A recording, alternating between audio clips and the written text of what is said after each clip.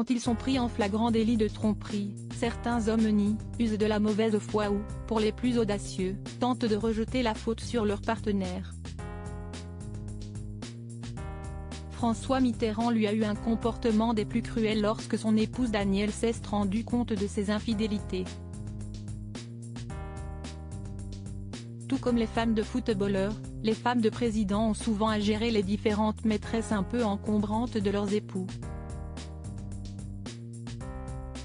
Femme de François Mitterrand, Danielle avait ainsi dû composer avec les infidélités de l'ancien chef d'État, qui a partagé sa vie de 1944 à 1996, année de la mort du président.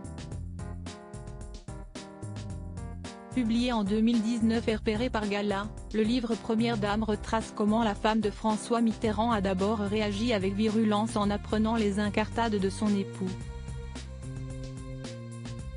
Danielle ne le supporte plus. Elle crie, elle pleure, lui fait des scènes, racontait l'auteur. Contrairement aux hommes tentant de nier leurs aventures, celui qui est connu pour avoir aboli la peine de mort lui a fait une réponse des plus étonnantes, et des plus cruelles: le mariage, ce n'est pas l'Inquisition. Finalement, Danielle Mitterrand comprend qu'elle ne peut pas contrôler le caractère volage de son époux et fait avec. Devenant même philosophe, elle finira par admettre avec le temps: François a toujours aimé plaire. Cela fait partie de sa personnalité. Pourquoi reprocher à un homme d'aimer séduire? Par la suite, la femme de l'ancien chef d'État a même décidé de ne pas se laisser abattre et a fini par faire la même chose que son époux, butiner à droite et à gauche et chercher de beaux amants prêts à la satisfaire, en toute discrétion. Après tout, si le président de la République a le droit d'avoir des maîtresses, pourquoi n'aurait-elle pas les mêmes privilèges? Il a des maîtresses, elle aura des amants. À l'époque, elle prend même plaisir à raconter ses aventures à François. Par défi, il aura voulu, raconte l'auteur du livre Première Dame.